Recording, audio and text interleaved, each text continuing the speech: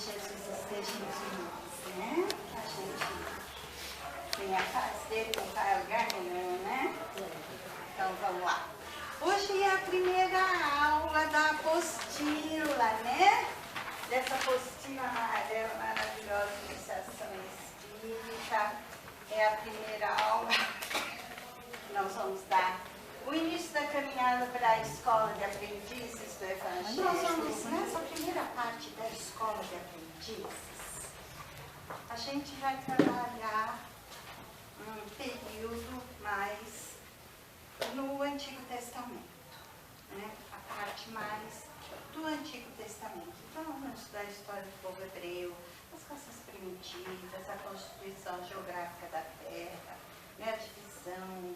Desde a época que ela era ainda chamada Pangeia, depois Gaia, né? E depois Terra como planeta, tudo sempre planeta, só que dependendo da constituição, no começo ali da criação, ela teve diversos nomes, né? Ali pela ciência. E vamos estudar a história do povo hebreu, Mesopotâmia, né, o Egito. E depois é que nós passamos para o Novo Testamento, né, com o Redentor, né, que é a história de Jesus, onde a gente vai trabalhar mais o Evangelho dele. E depois entramos numa parte mais do Novo Testamento baseado na ciência, né? Que vem toda uma parte que também é maravilhosa, né? Do nosso aprimoramento. Nisso tudo vai estar envolvido todo um processo de reforma íntima. Só que hoje, a primeira aula, nós vamos falar sobre a Gênese. Vocês sabem o que é a Gênese? Alguém já ouviu falar em Gênese? Origens. Então, a Gênese é a origem de tudo, mas é a criação. A criação. Né? Como tudo isso começou. Então a gente percebe que no longo da caminhada da humanidade sempre se teve a interrogação de como é que tudo começou, como que deu origem e tal. Então, nós vamos lançar esse olhar para ver a criação em si, desde lá o comecinho, seus primórdios, os primeiros passos dessa criação. E quando a gente fala em criação, como nós estamos muito voltados para o mundo material, o que a gente logo imagina quando a gente fala em criação? O que vem na cabeça de vocês? O início de tudo, né? O início. Tá. Do quê? O início do carro, o início do universo, da vida. Da vida. Então a gente já pensa num universo mais nosso, né? A gente imagina a formação da terra, né? As árvores, a criação em si. Mas ela vai muito além disso e é disso que nós vamos estar falando hoje. A criação além daquilo que nós conhecemos, além daquilo que os nossos olhos veem, além daquilo que que se torna perceptível, tanto no nosso mundo sensorial, né, no nosso mundo físico. Porque nós temos um mundo sensorial muito limitado por conta dos nossos sentidos. Muitas coisas nos passam desapercebidas, muitas nós não temos condições de conhecer e saber, exatamente porque nos faltam os sentidos. Quando a gente começa a estudar a Gênese de Kardec, quando a gente começa a ler o Livro dos Espíritos, em que a gente vai, o Livro dos Médiuns, que é uma parte científica, eles vêm nos explicando que nós só sentimos, por exemplo, o sabor das coisas por conta dos nossos órgãos dos sentidos. E esses sabores estão limitados à capacidade do nosso órgão do sentido, tanto do paladar quanto do olfato, né? Mas o verdadeiro sabor, às vezes, nós não conhecemos, porque nos falta sentido. Então, muitas coisas nós não conhecemos e não percebemos, porque nós ainda não conseguimos ter o que Jesus nos falou, olhos de ver. Né? Ele não falava olhos de ver? Então, nós ainda não temos olhos de ver. Muitas coisas nos passam desapercebidas. Bom, então a criação, nós vamos começar colocando, por exemplo, que ela tem um plano do espírito.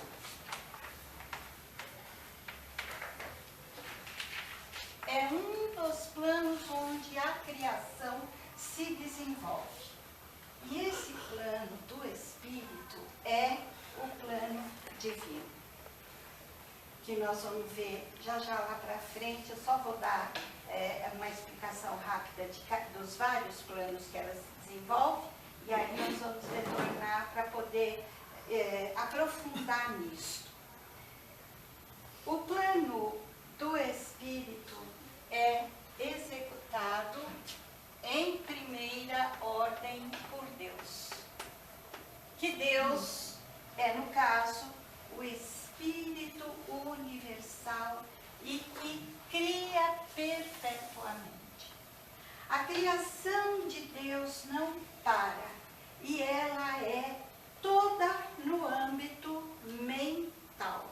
É tudo através do pensamento que Deus vai criar tudo o que Ele cria, eternamente, perpetuamente.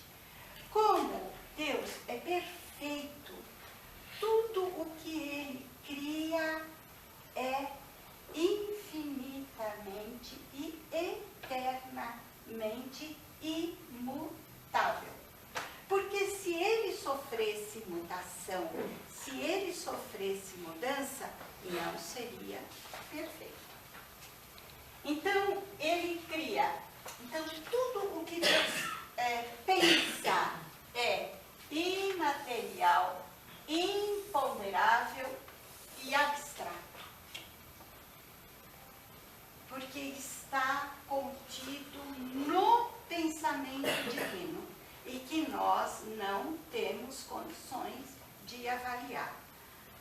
Imaterial, todo mundo sabe o que é, né? Ou seja, não tem matéria. É imaterial. Imponderável. O que é o imponderável? É aquilo que não dá para a gente avaliar, pesar, medir, mexer. Que é a imponderabilidade da matéria, que a matéria tem dois estados, né? O ponderável e a imponderabilidade, ou seja, o estado que não dá para a gente medir, pesar. Então, tudo que Deus pensa, tudo o que Deus, aonde Deus se manifesta, é imponderável e abstrato.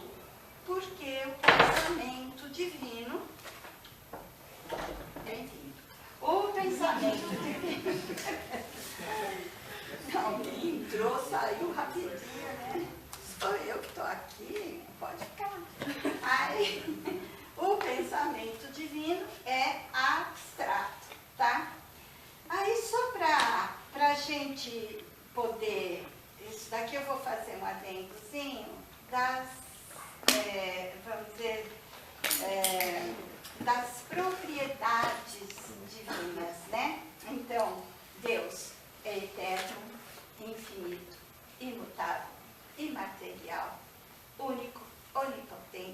onisciente, onipresente e soberanamente justo e bom.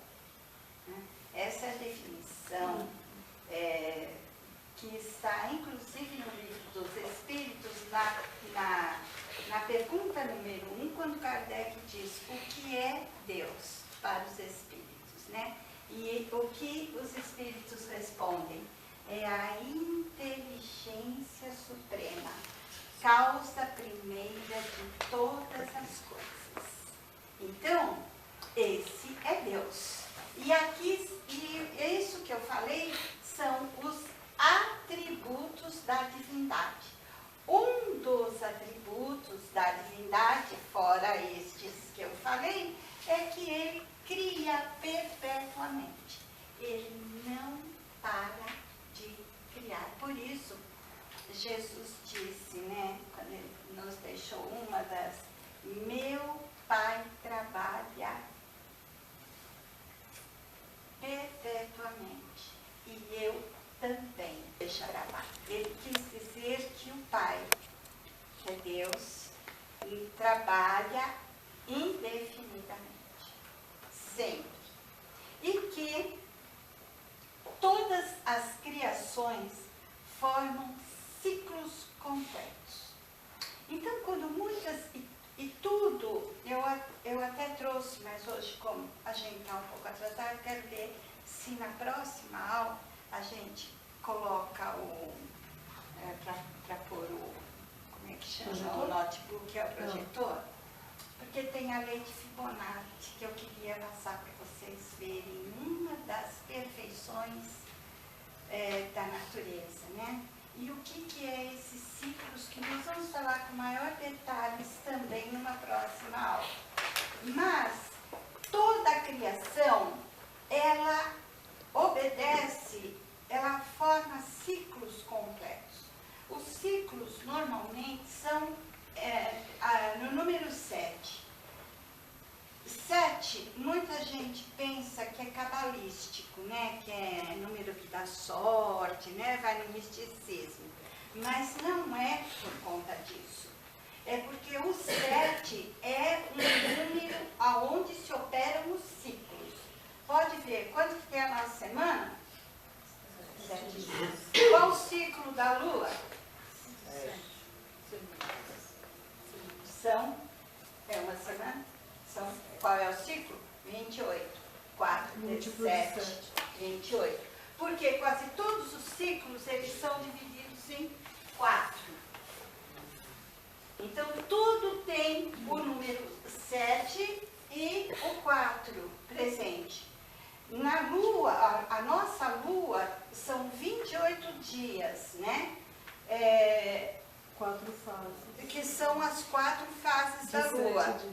Então, e os ciclos, assim, o ciclo completo, vamos dizer assim, o ciclo completo da natureza, vamos dizer, da criação, são de 520 mil anos, dividido em 2 ciclos de 260 mil, aonde a gente tem, lembra, não sei quem já ouviu, né?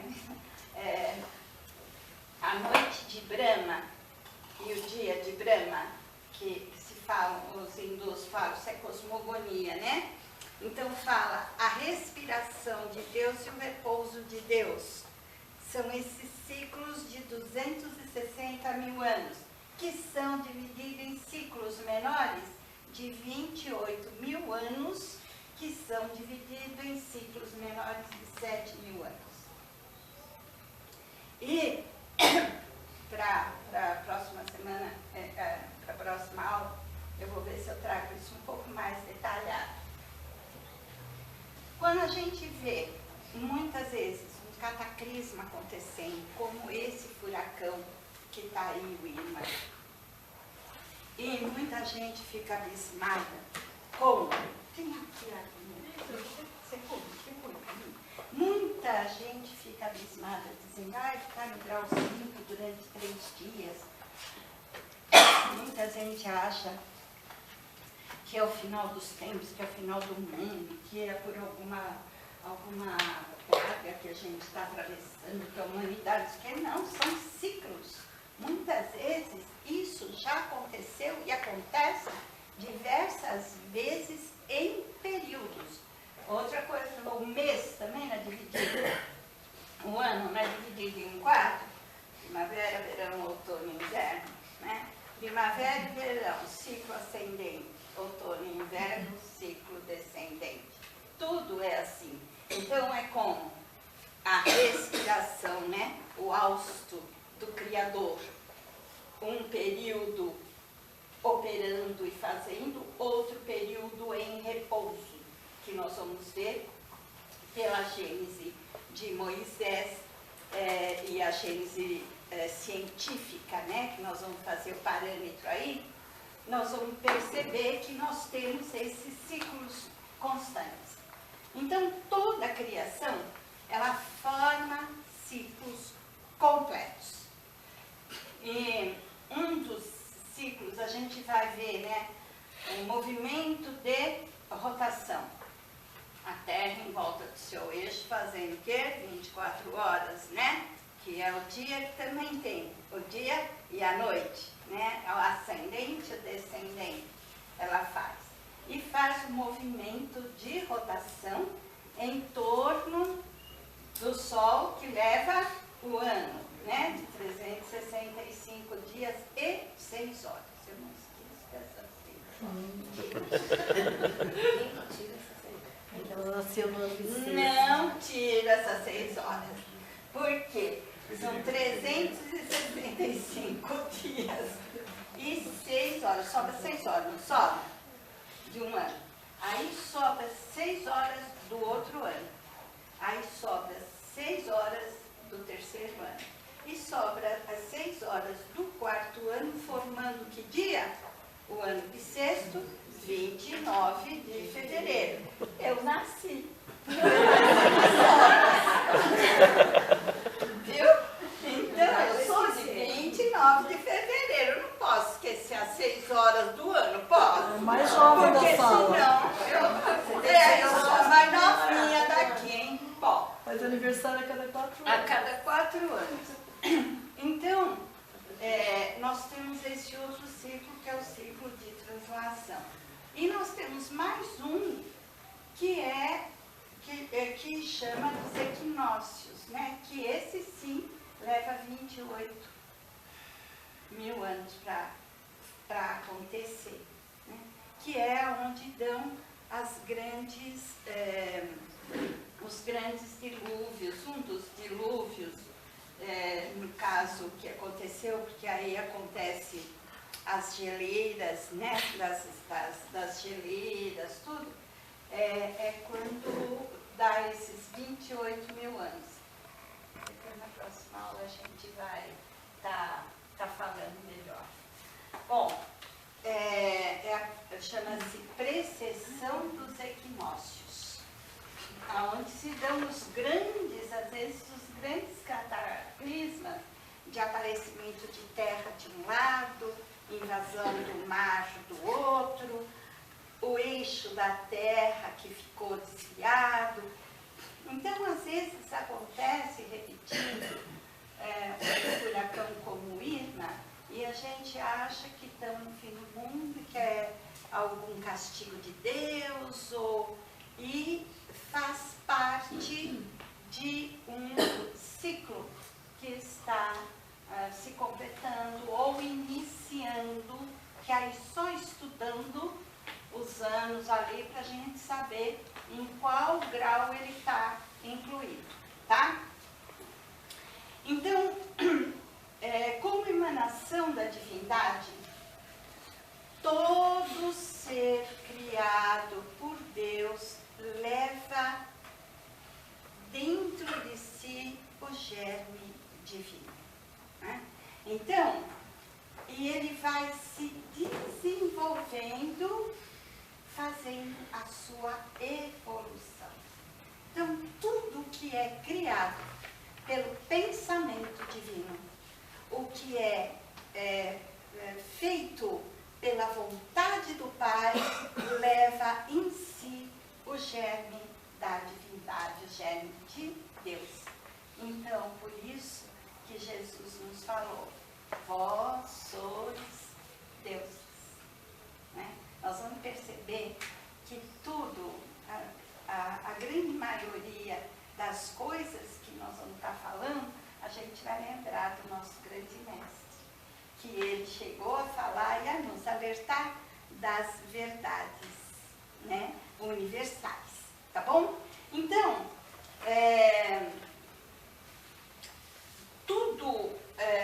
vamos dizer assim, então tudo que é criado por Deus leva o germe da divindade. E tanto a explicação do início da criação, como, vamos dizer assim, da própria divindade, foge da nossa capacidade de compreensão. Nós temos uma ideia, né, muito parca, muito apagada do que seja Deus. Nós temos os atributos dele, mas como que a gente pode perceber a presença de Deus? Como é que a gente tem a certeza que Deus existe? Eu nunca recebi o WhatsApp dele, vocês já receberam? Eu fico esperando, né? Olha o meu celular, mas não tem. Então, assim, como que a gente sabe que Deus existe?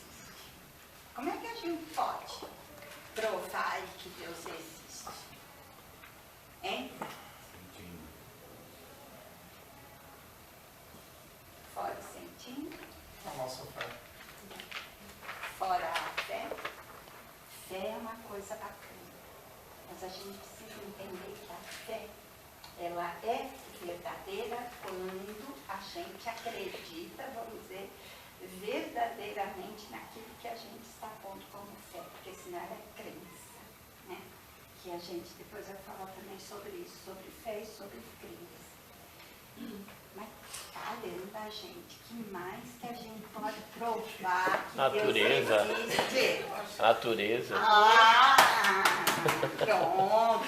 Vocês já viram um pássaro, gente? Pelo amor de Deus, né? Uma árvore florida. Hã? Quem que fez isso? A gente parado, olhando aquele sol quando vai descendo no oceano, mergulhando, que a gente até escuta ele fazer, né? E aquele vermelho, daquela praia, daquele mar. Gente, quem fez isso? Vou fazer com vocês que nem fazer a evangelização infantil, por assim uma tela e um monte de figurinha, o que o homem fez e o que Deus fez, né? Pra gente perceber. E eles iam lá, o que Deus fez? Então eles pegavam a frutinha, a árvore e tal, e colavam de um lado, e o sapato, a cadeira tal, do outro lado. Gente, é só a gente lançar um olhar muito, não precisa ser nem profundo para a natureza, para essas luas, né, minha? Essas luas, porque a minha sou louca pelas luas, né? Então, assim, a gente olha aquelas luas que iluminam, a gente precisa acender a luz, né? Aquele céu cheio de estrela. Será que a gente não é a assinatura de Deus? É. E esse que eu vou passar para vocês da sequência Fibonacci é que vocês vão ver de uma vez por todas que Deus existe, né? Então, não só sentir, porque o sentimento faz parte da divindade também, porque ele é o amor, ele é a sede do amor. Aliás, ele é o amor, né? O amor é o maior sublime de todos os sentimentos, como pela própria natureza, né? A gente pode perceber a presença de Deus, que é assim que a gente consegue. Tá?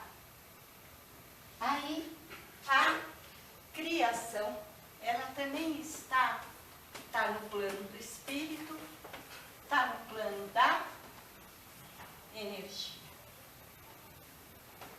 Tá?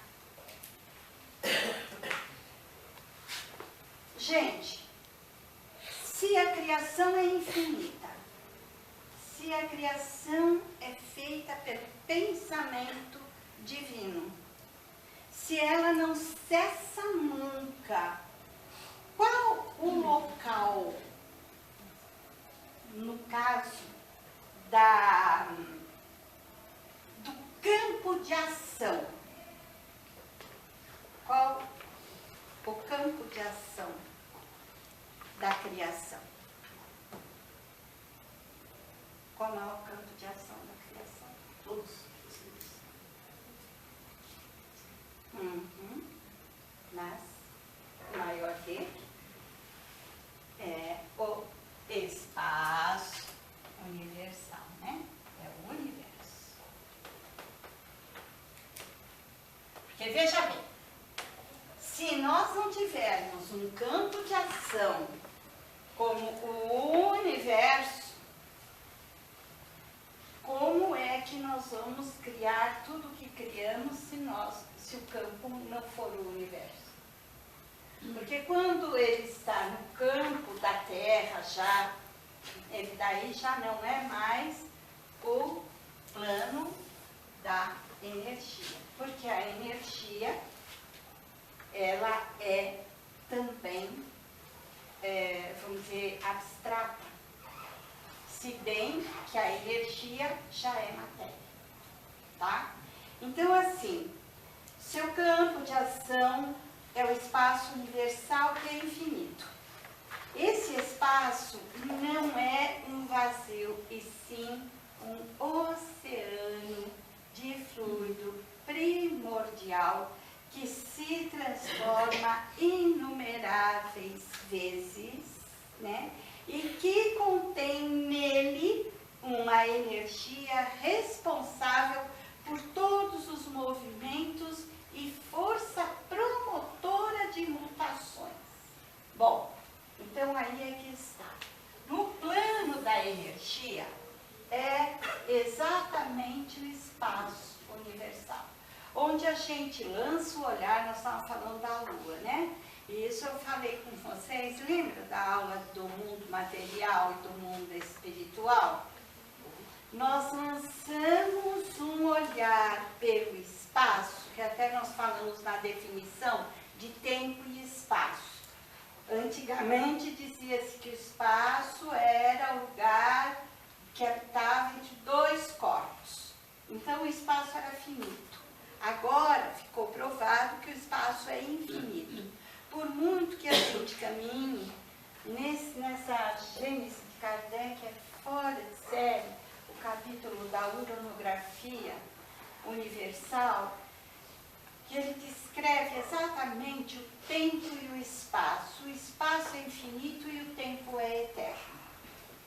E é aonde nós temos o campo de ação do plano da energia. Por quê? Nós somos compostos de átomos, não somos? Não somos? Os átomos são as energias.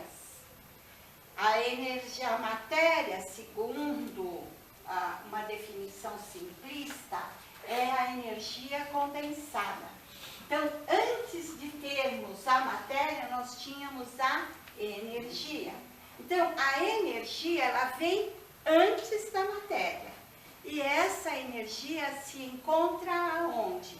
Nesse campo vasto do fluido universal.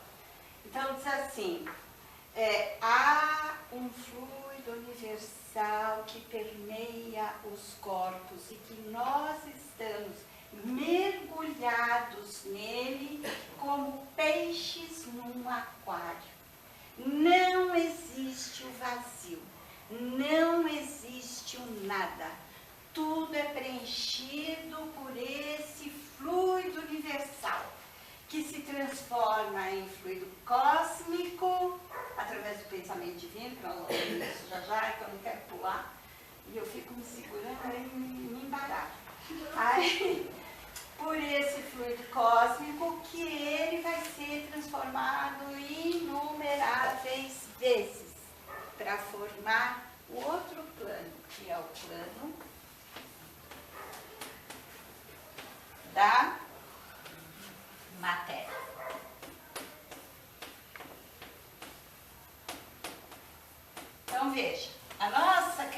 transformação começou aqui, no plano do espírito, com o pensamento divino, que agiu no plano da energia, que é onde estão os fluidos e todas as energias.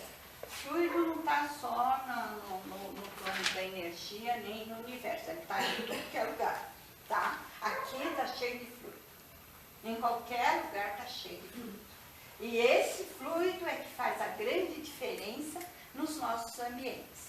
Vocês chegam com cara feia, zangado, de mau humor, num lugar onde está tudo bem, de repente está tudo ruim.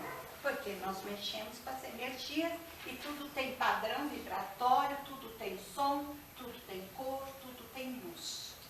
Né? Porque nós não temos não é estanque.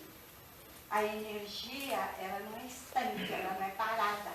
Ela está sempre em movimento, né? Por isso o elétron, que é uma carga energética, está sempre em movimento. Tá? Aí nós caímos no plano da matéria. E o plano da matéria é onde nós vamos fazer as transformações desses fluidos e desse plano de energia. É onde nós vamos atuar para poder manifestar a vontade divina. Então, esse fluido universal, quando transformado, produz a forma dos seres vivos, das coisas inanimadas e dos mundos que rolam no espaço.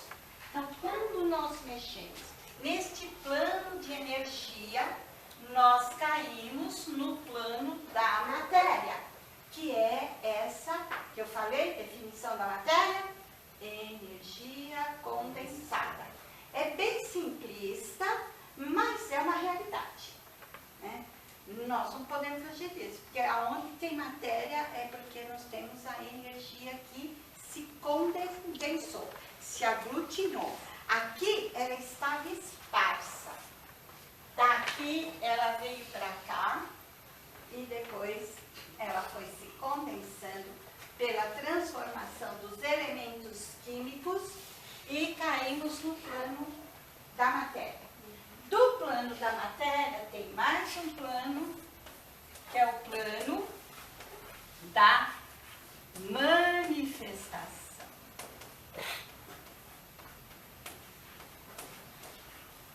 Ou seja, o que é manifestação? Vamos acordar, gente. O que é manifestação? Vamos, se manifestem, por favor. Que é o plano da manifestação. Tornar-se visível, aparecer. Isso, exatamente. É quando se manifesta a vontade divina. É quando vai aparecer tudo aquilo que a gente está falando aqui, né? No campo do pensamento, do campo do ideal, do campo do sonho. Então a gente fala assim, eu tenho vontade. Então assim, vamos colocar assim, de uma forma da gente poder entender. Eu tenho vontade de comer bolo, né? Então está tudo aqui, o que eu preciso? Vem primeiro no pensamento, né? Eu preciso da farinha, do ovo, né? Do leite. Ali então, no meu pensamento vou fazer de laranja, vou fazer não sei o que, está lá no meu pensamento. Aí eu caio para o plano da energia na ação. De ir lá na geladeira, pegar o leite, é aqui, o plano da energia. Energia é ação, é movimento. Eu começo a me movimentar. Deitadinha no sofá, o bolo não vai sair, né? Aí cai no plano da matéria, na hora que eu começo a juntar os elementos para fazer aquilo que eu estava pensando. E cai no plano da manifestação, quando o bolinho está prontinho e a gente vai comer. Manifestou-se ali a concretização daquele meu primeiro pensamento, daquela minha primeira vontade. Entendeu? Deus criou tudo desse jeito, viu? Fácil, né? Fazendo um bolo, uma delícia. Vejo hora, né, Lili, de pensar o contrário, não ter vontade de fazer nada. Então, Deus é o poder criador na esfera absoluta, abstrata. O pensamento criador não exteriorizado. Então, Deus pensa aquele pensamento abstrato, absoluto e não exteriorizado. É o pensamento divino na esfera do plano do Espírito. Em Deus, tudo é eterno, absoluto, integral, completo e infinito. Ele é Ele de por si. Não sujeito a limitações e mudanças. Esse é o verbo em Deus. Que agora, depois, já nós vamos entrar na Gênesis de Moisés. Quando Deus transfere o pensamento criador ao conjunto de inteligências divinas e aos espíritos puros, para que o poder possa agir na esfera das manifestações objetivas no campo das realizações fenomênicas, é o verbo fora de Deus. Vamos explicar tudo isso, tá? O verbo não é só uma palavra, mas o poder realizar. Ou seja, por que nós estamos falando tudo isso? Que agora nós vamos já entrar na Gênesis, para a gente poder ver. A criação objetiva só pode ser feita por espíritos individuados. Nós vamos estar vendo com detalhe isso, que age por ordem de Deus. O que acontece? Deus, Ele é absoluto. Nada Ele divide. Ele é pleno. Por isso que diz que Deus, a justiça de Deus, é a única que se cumpre verdadeiramente. E que é a justiça porque Ele faz nascer o sol para os justos e os injustos. Ele não escolhe, porque Ele é absoluto.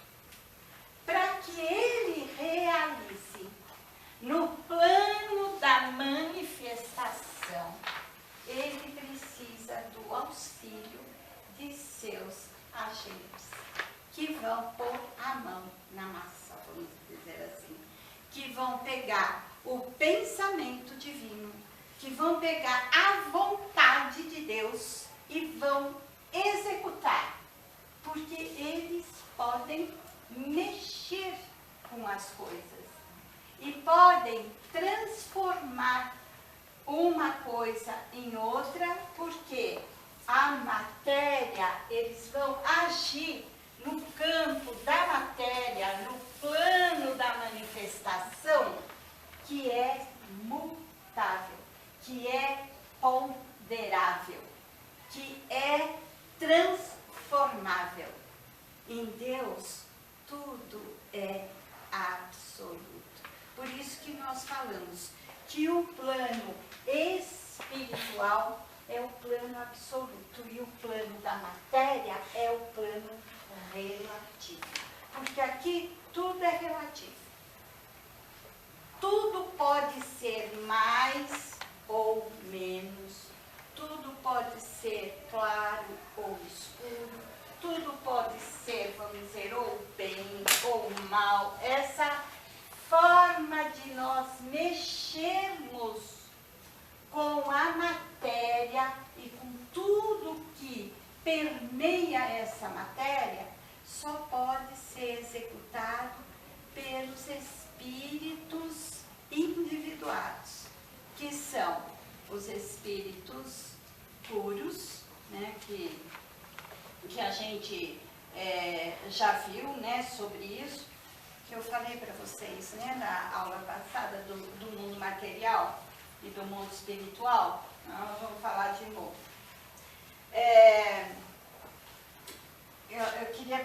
esse pedaço aqui, que eu li para vocês, a criação age por nome. Peraí. Aqui. Ele só pode ser manipulado por ser individuado, dotado de poderes espirituais necessários à transformação do pensamento divino em coisa visível, concreta e material, que são o conjunto das inteligências divinas. O que é o conjunto das inteligências divinas? É nós, quando nós fomos criados lá, simples e ignorantes. E os espíritos, vocês lembram da Gênesis ou não? Alguém já leu Bíblia e tal?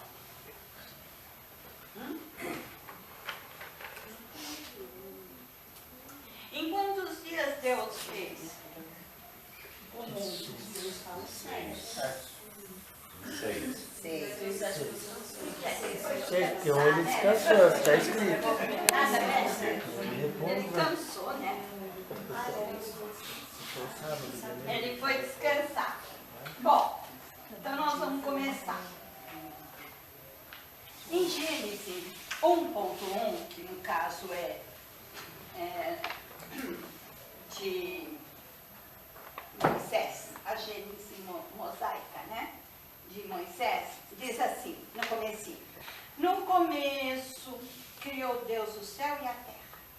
A terra era sem forma e inteiramente nua.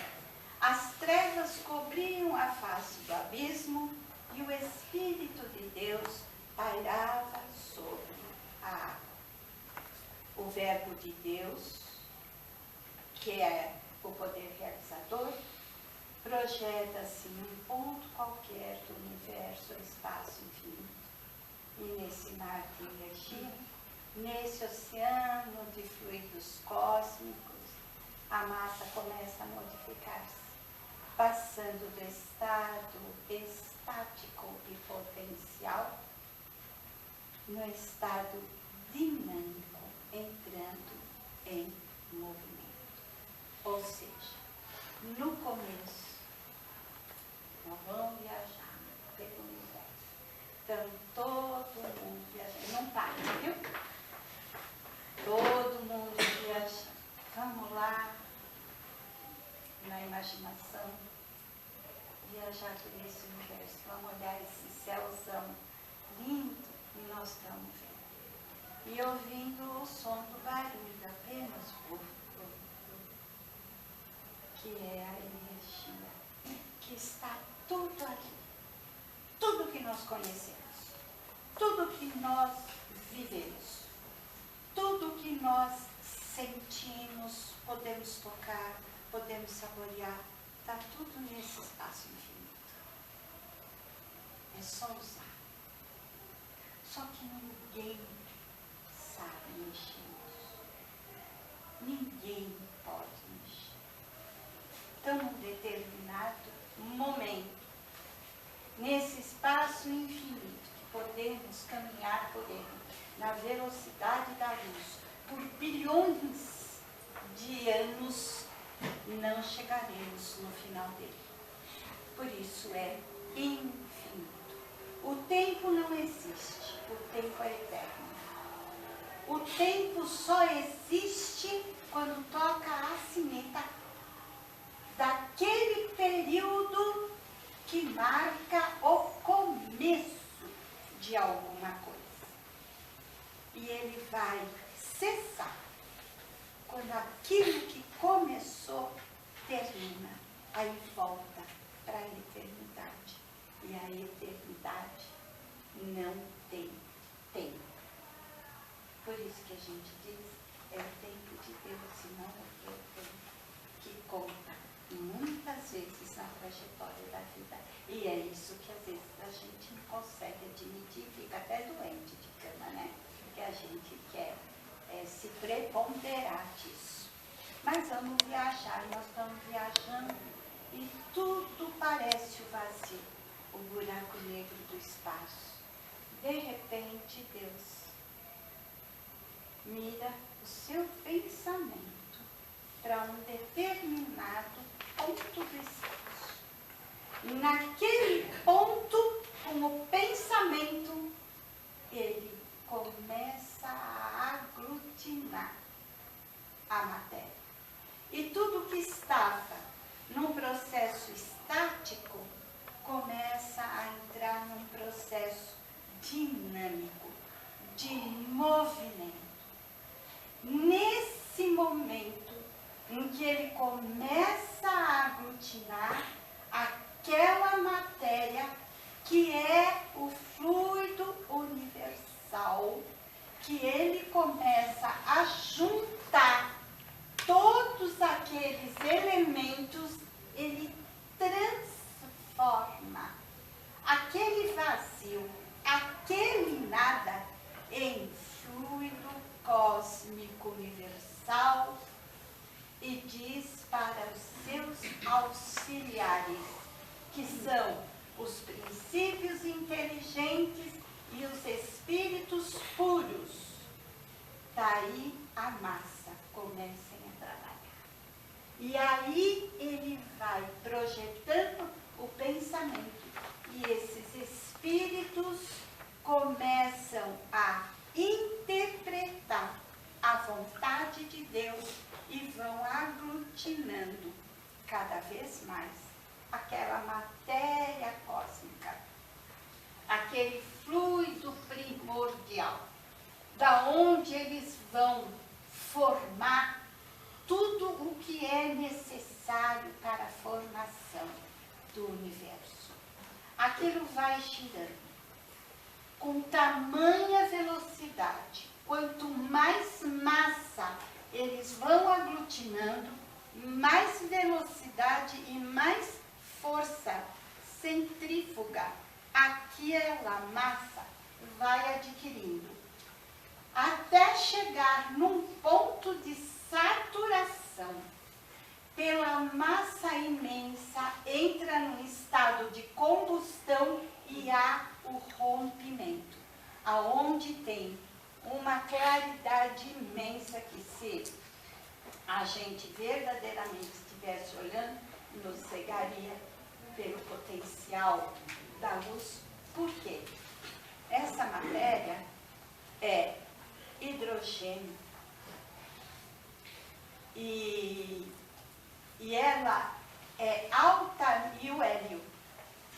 São as duas primeiras e básicas matérias iniciais. É o hidrogênio e o hélio.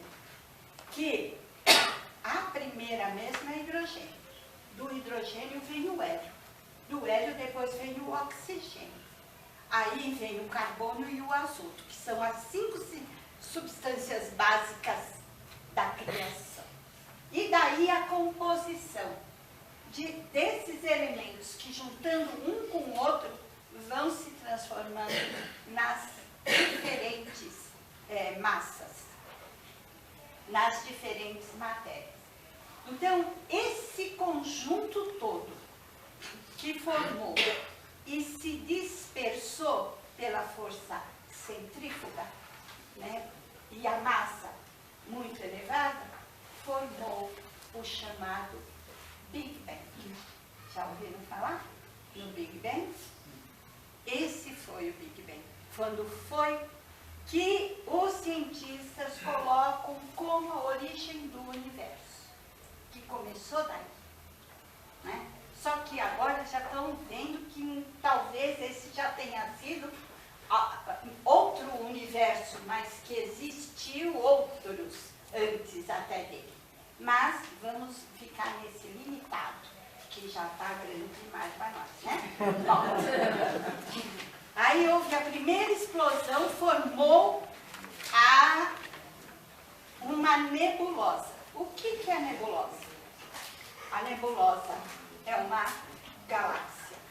Só que dessa nebulosa, ela se desprendeu e foi formando outras nebulosas. Mas vamos ficar com a nossa. Formou uma nebulosa. Vamos pensar na nossa nebulosa, né? A Via Láctea. Bom, a nossa Via Láctea, só a nossa Via Láctea, né, tem 12 bilhões de estrelas. Estrelas, para vocês saberem, é o centro de um sistema. Vocês veem? A gente acha que é só nós, né, que tem no universo, né? Então, vamos pegar essa nebulosa que se desgarrou, ela continuou girando. Dentro dela foi formando outra massa mais pesada e com a velocidade, e houve uma outra explosão, aonde se desprenderam vários pedaços. Um deles, que tinha uma massa maior, na hora que encontrou, vamos dizer, a oposição de uma força, estancou e começou a girar em torno do seu próprio eixo, formando mais massa, mas na periferia dessa nebulosa que é a nossa Via Láctea. Foi girando em torno de seu próprio eixo, até atingir uma massa e uma velocidade tal que teve uma outra explosão e fragmentou-se em diversos outros pedaços menores, que foram girando em torno de seu próprio eixo e em torno, pela força gravitacional, em torno desse núcleo do qual eles se originaram. Do que nós estamos falando? Do nosso sistema solar. Tá? Então, o nosso sistema solar se desprendeu da nossa galáxia, né? Foi um fragmento grande, que começou pela força, também pela força centrífuga, teve uma outra explosão, e se bipartiu em diversos outros menores, que também ficaram girando em torno do seu próprio eixo e pela força da gravidade em torno daquele pedaço maior, que é o Sol. Os cientistas atualmente dizem que nós éramos quase para ser um sistema binário, porque Júpiter ficou pouquinho abaixo para não se transformar num outro Sol, numa outra estrela. E as estrelas, elas têm uma massa que elas entram em combustão. E por isso elas ficam sendo o núcleo, e elas, por isso que Einstein estuda o universo em expansão. Porque essa nebulosa nossa ainda tem esse núcleo que pode ter outras explosões, saindo outros sistemas solares, né? E o nosso Sol já está com um peso que provavelmente ele não entrará em outra combustão, formando outros planetas. E formou o nosso sistema solar com os nossos planetas, e cada planeta ali com os seus satélites, né? E nós somos um planeta do sistema solar, tendo o Sol como base. Eu até trouxe aqui, olha que bonitinho. Esse é o nosso sistema solar, tá vendo? Olha aqui, ó, com os planetas girando em torno, né? Bonito. O livro do meu filho de geografia, quando ele estava na 7ª série. Estudei com ele isso pra caramba. Então, o Sol e os nossos planetas, Mercúrio, Vênus, Terra, Marte, Júpiter, Saturno, Urano, Netuno, e parou. Tadinho do Plutão, ele caiu, né? Não é mais judiaria do Plutão. Eu fiquei muito brava com isso. Bom, então, o primeiro dia da Gênese, quando Moisés diz que Deus disse, faça-se, vamos lá, gente, vamos acordar, faça-se a luz. E a luz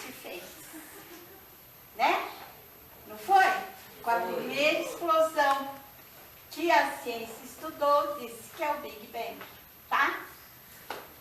Começou o tempo. Nesse momento, começou a contar o tempo da nossa, vamos dizer, da nossa galáxia, né? Aí disparou a sineta do tempo da nossa galáxia, que aí eles foram estudando. A Terra tem cerca de 4 bilhões e 500 milhões, tá?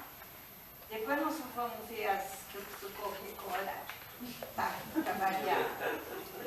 Ai, meu Deus do céu, deixa eu pular tudo isso aqui. Isso tudo eu já falei para vocês, pronto. Vamos ver o segundo dia. Bom, aí nós temos essa massa incandescente. Quando a Terra se soltou do nosso Sol, ela também estava em combustão.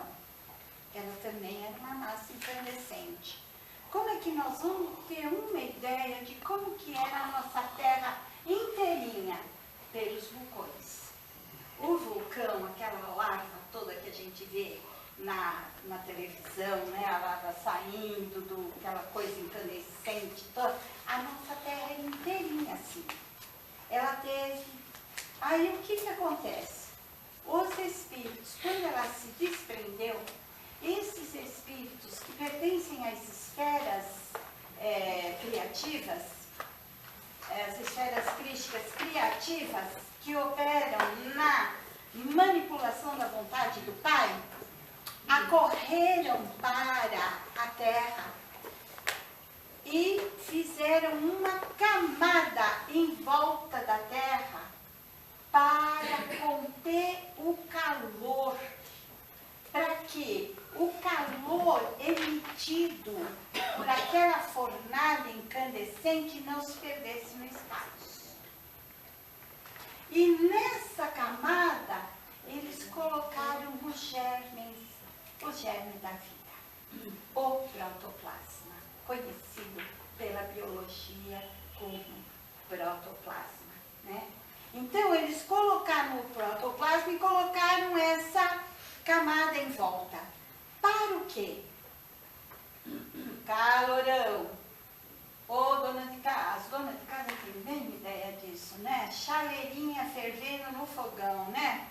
Sobe o vapor na tampinha, na hora que a gente tira. Precisa tomar cuidado que não tenha frigideira com óleo perto, porque senão a gente se queima, né? Porque aquela água que está na tampa da chaleira, o vapor se transforma em água. Foi o que aconteceu conosco. Foi o que aconteceu com a Terra e com todos os outros planetas. Só que nós somos daqui, nós vamos falar daqui, né? Então, o calor começou a subir, encontrava aquela camada que a espiritualidade tinha colocado em volta, e aquilo condensava e formava gotículas, e aquelas gotículas aumentavam, formavam nuvens e eram chuva, caía em forma de chuva. E no começo era tão quente que a chuva não chegava quase que nem a tocar o solo. Ela evaporava no meio do caminho e aumentava a quantidade de chuva. E aí ela se precipitava e começou a cair naquela massa incandescente. O que começou a acontecer? Aquela crosta que era incandescente, que era quente, começou a se solidificar, começou a ficar endurecida. Só que conforme aquela chuva caía, o que acontecia com aquela massa incandescente? Aonde caía mais quantidade de água, aquilo lá enrugava, né? Lá vou eu, cozinheira desse plantão. Vamos lá. Quando a gente faz o açúcar queimado e a gente coloca água, o que acontece? Eles, né? Então, uns lugares fica mais erguidinho, outros fica mais baixo. O que foi o que aconteceu com a crosta da Terra? Houveram lugares onde o resfriamento foi maior e mais intenso, formaram as montanhas, a parte da terra. E os lugares onde demorou mais, onde formaram as depressões. E aquelas depressões foram depois contendo as águas da chuva. E foram formando o quê? Os mares, os oceanos, os rios, né? Foram formando exatamente contendo aquela água. E os lugares onde aquele resfriamento tinha sido mais intenso, onde tinha enrugado mais, formaram a parte da terra, né? As montanhas, as cadeias de montanhas, e depois teve outros cataclismos tal, que foram cooperando. Mas ali foi o começo. Aí nós temos o segundo dia da Gênese, né? Onde houve a separação da água e águas. Ou seja, a água de cima com a água de baixo, né? A água que vinha do firmamento com a água que continha. Aí continuou resfriando. E aquele protoplasma que foi colocado ao redor da Terra para conter o calor e fazer exatamente tudo o que precisava, foi trazendo o protoplasma, que foi se alastrando pelo dorso das águas e foi assim formando as primeiras vidas. Onde apareceu as primeiras algas, né? Foi a primeira manifestação de vida, as algas. Depois apareceram os peixes. Está lá, terceiro dia da Gênese. Tem até os períodos, só que não vai dar tempo. Depois a gente fala sobre isso. Aí, continuou o resfriamento, começou a aparecer os répteis, os peixes. Dos peixes, os anfíbios que viviam tanto dentro quanto fora da água. Dos anfíbios, numa evolução vieram os répteis. Numa outra evolução, os répteis foram criando penas, dos membros da frente foram formando as asas e se transformaram nas aves, que esse é exatamente o processo de evolução. A próxima aula que tem o sistema, né, Cenozoica, Paleozoica e Mesozoicas, né, da vida, tá? Isso 200 milhões de anos e tal. Até que apareceu a maior inteligência da face da Terra. Nós. O aparecimento do homem. O primeiro, o homem, né, assim, do registro, o homem de Neandertal. Que foi o primeiro, depois veio o Homo sapiens, por volta de uns 100 mil anos aí. E daí o Homo sapiens sapiens, que também depois a gente vai estudar, e vai ter uma aula aí que é as raças primitivas, tá? Então vai dar pra gente estar falando de todas essas raças. Mas foi assim que foi feita a criação junto e a explicação da Gênese. E o sétimo dia, então, foi em 6 dias. Só que, para a gente poder entender esses 6 dias da Gênese mosaica, nós temos que falar na Chabua. E que a gente também vai falar depois, né, Cris? Na Chabua, agora.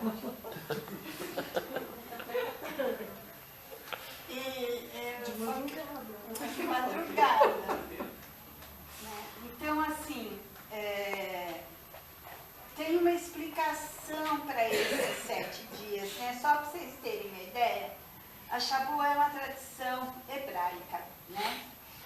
E está na Cabala do povo hebreu, né? quem estudou muito isso, e ele tirou todos esses dados, inclusive os ciclos, de uma entrevista que houve com o Chico Xavier em 1954, e o Espírito Emmanuel, e foi dando todas essas, né, fora os estudos que o Dr. Haroldo Dutra fez a respeito da Bíblia e do Novo Testamento, que ele traduziu a Bíblia novamente, tem a tradução dele, tá? Só para vocês terem uma ideia, quando a gente estuda o Apocalipse, né, a gente vê que 1 hora são 15 anos. E nessa Shabuah, que é a que está contida na tradição hebraica, 7 dias cada dia corresponde a 1 ano. Então, 7 dias são 7 anos. Numa semana, então, nós temos, a semana são 7 dias, que são cada dia 7 anos, então, uma semana tem 49 anos. Então, vocês calculem, aí vai aumentando, né? Vai aumentando, aí vocês podem perceber em que base se colocou esses 7 dias da Gênese mosaica. A gente sabe que são períodos imensos, depois a gente pode falar em milhões, bilhões, em quantos milhões a gente vai dividir esses 7 dias. E quando diz que no 7º dia Deus descansou, é exatamente o período de repouso, quando tudo estava tranquilo, dominado, o homem aparecendo na face da terra, assumindo a sua responsabilidade. Então é como se Deus falasse: agora eu vou continuar trabalhando em outro canto e vocês vão se virar com tudo o que eu já passei de experiência e potencialidade para vocês. Aí começou a nossa era, a era de nós assumirmos a nossa responsabilidade de evolução, de crescimento, segundo a criação. Temos as esferas espirituais, né, que dá para a gente colocar como introdução na aula das raças primitivas. A gente pode colocar essa segunda parte, que tem as esferas espirituais, os espíritos inferiores, os bons espíritos, tal, para a gente poder entender as gradações das esferas espirituais, tá? Que não são delimitadas, elas se intermeiam, tá bom? Elas vão, na sua evolução, elas vão se intermeando. Então, existem os espíritos inferiores, depois tem os espíritos bons. E não é assim, eu sou inferior, de repente eu sou bom. Não. Nessa tomada é uma escada. Cada gradação é uma escada, que tem inúmeros degrauzinhos até a gente chegar no topo da escada. Aí passa para outra esfera, e que a gente toma cuidado, porque a gente vive escorregando na escada, passa para a esfera de novo para baixo. Então, essas esferas espirituais, elas se intermeiam. Mas nós temos a involução, quando nós temos a descida, que fomos criados espíritos puros e ignorantes, com todas as potencialidades divinas, porque somos centelhas divinas, viemos aqui, desse plano da energia, que nós vamos falar sobre isso. Nós caímos no vórtice da involução, criando máxima matéria. E depois, só que a nossa queda é assim. Aí depois, nós estamos fazendo o movimento contrário de evolução para atingirmos a perfeição, voltarmos para os braços do Pai e sermos espíritos Cristos puros, que vamos ser Cristos auxiliares de pegar essa massa fluídica e podermos fazer as nossas nebulosas. Vamos aprender a mexer com tudo isso. Estamos já no aprendizado. E uma coisa eu quero, vamos alertar. Não adianta ficar teimoso, emburrado e não querer crescer. Todos nós, sem exceção, somos fadados a sermos espíritos puros, espíritos perfeitos, anjos, arcanjos do Senhor. Ele precisa de nós para movimentar. Enquanto isso, nós operamos nas esferas pequenas, porque somos co-criadores nessa criação toda.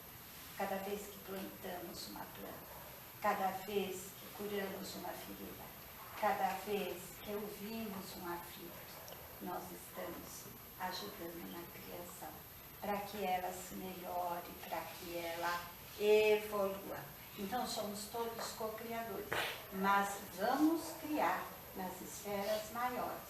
Não adianta, nós podemos nos demorar, podemos estacionar, mas não adianta, porque nós vamos ser empurrados para o crescimento. Sabe como? Aí é que vem o problema, através da dor. Então tem aquela perguntinha, você quer crescer pela dor ou pelo amor? Nós crescemos por duas vertentes. Quando nós estacionamos, vem a dor. Tem uma historinha para a gente encerrar, que tinha um cachorrinho, tinham duas pessoas conversando, e um discípulo conversando com um sábio, e o cachorrinho grania, né? Chorava desesperado. E o discípulo estava incomodado, não aguentava, e falou para o sábio: ai, o que tem esse cachorrinho? Aí ele disse: não é nada não, ele está sentado, ele está deitado em cima de um prego. Nossa Senhora, em cima de um prego? Mas por que isso? Ele disse: mas ele deve estar sentindo muita dor. Ele disse: nem tanto, ele só está com a dor para gritar, mas não ainda para se levantar. Então, cuidado com as dores, né? Deus nos manda dores, às vezes, para nós nos levantarmos, tá? Então, não vamos esperar a dor chegar, né? Vamos crescer pelo amor, tá bom? Beijo.